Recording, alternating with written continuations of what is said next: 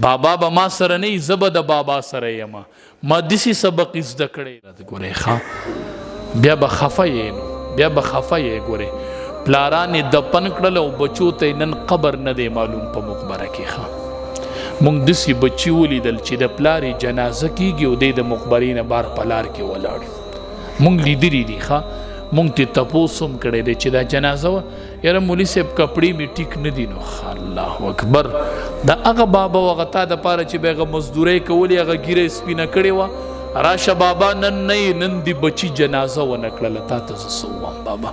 د آخرت په اعتبار سره میرات شوې پلاره میرات شوې میرات زه هم کاش زه یوې جنازې ته زیریږم صرف ښه اډو دې پکې ګڼه نه اړو دی پکې 100,000 او 1,000 خلک نه ښه زه چې د جنازې ټیم شي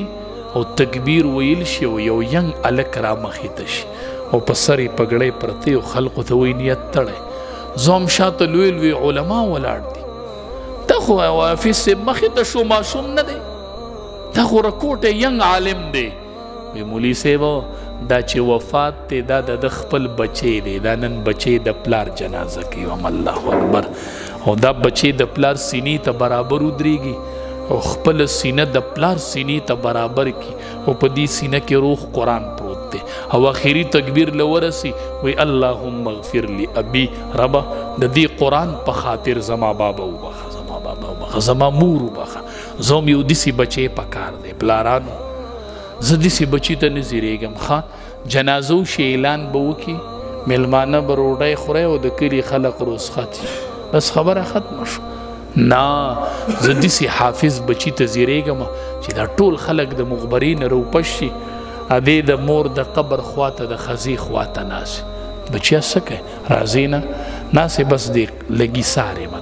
دلته څه کوي بچیا راځه میلمانه دي میلمانه به خپل کار کوي مولي صاحب نن زما مور په دې قبر کې دفن ده دا زما هغه مور ده چې په مې حفظ د قرآن کړی دا زما هغه مور ده چې زه به یې مدرسې ته رخصت کړم ورکې به ولاړه وه چې څو پورې به یې زه لیدم نو د سترګو نه به یې اوښکې روانې وې هسې ورته دلته ناستې منو هسې به یې د دې ښځې خواته ناستې منو نو چې د سړي خواته یو حافظ بچی ناستې دا څومره لویه ذخیره ده د آخرت لویه ګټه ده بابا سبا به خفه مورې سبا به خفه ته ونه لیدله چې د جدایۍ ټیم راشي که نه پلارانو هم لیدله یو بچی وی دا ستا پلار دی بل وی دا ستا پلار دی څه حربي جوړی موږ د جدایانو کې ډېر ګرځو که نه د وخت نه به دې زوی داسې خبرې جوړې کړي چې لکه د پلار نه مې خلاصوله که کو تقسیم خبرې شروع شوې که نه نور به ګورو خو لکه د پلاره مور یو طرف ته کوئ مولي صاحب نو ماتې خلاصه الله اکبر دا بچی خبر نه دی ښه که دې بچي ته پته وی چې نبی علیه السلام فرمایلی دي الوالد اوسط ابواب الجنه نبی علیه السلام فرمایي پلار د جنت د مینځ دروازه ده د جنت د مینځ زم بابا خدای دې چرې سمه کوه چې داسې یو حافظ او عالم بچی لري که نه او د جدایۍ ټیم راغی بابا نه به خفه کېږي ښه زه به خیر دی امام یم زه به خیر دی وظیفې خورم بابا خو ستا سودا به نه کوم انشاءالله ښه چې ټیم د جدایۍ راغی یو به وایي چې پټې زما بل به وایي چې اجره زما زه به وایم چې بابا زما بس اجره ستا او بابا زما ته اجره والا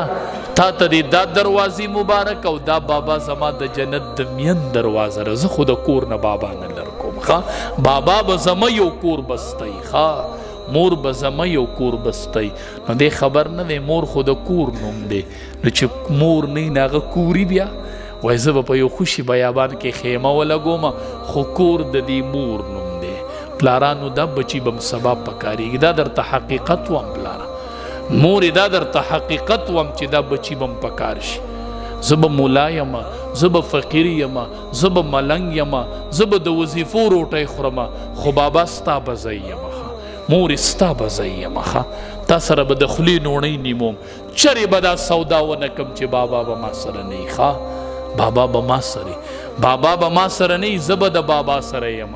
ما داسې سبق زده کړی دی زه اکثر تپوس وکړم وایي پلار زما سره دی وایم کښېنه داسې مه وایه چې پلار زما سره دی وایه زه د پلار سره یم کښېنه پلار ستا سره دی دا چې دی دا د پلار دی ته د پلار سره غلی کېنه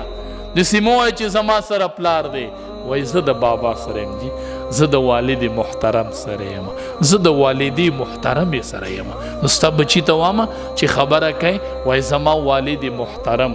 زما والده محترمه مونږ بچو ته دا سبق ښیو ښه ما ډېرې ډیګرۍ داسې ولیدلې چې بچی له دې ډیګري ورکړي غټه ډیګري یې اغوستي ښه خو چې کور ته راشي ډیګري غټه اغوستي چې کور ته راشي نو مور ته وایي دا پیزار مې اپله اوسه ډیګري غټه اغوستي خو مور یې پیزار والی یې پلی کېدي دله چپلې راوړي زه هم ستا په ډیګرۍ دې تندر ولګي دا ډیګري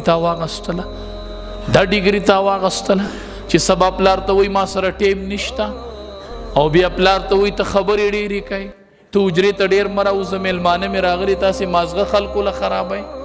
زه به داسې ډیګرۍ څه کومه زه چې ستا بچي له ډیګري ورکوم ما به ووینې ښه زه چې ستا بچي له د حفظ پګړۍ په سر کمه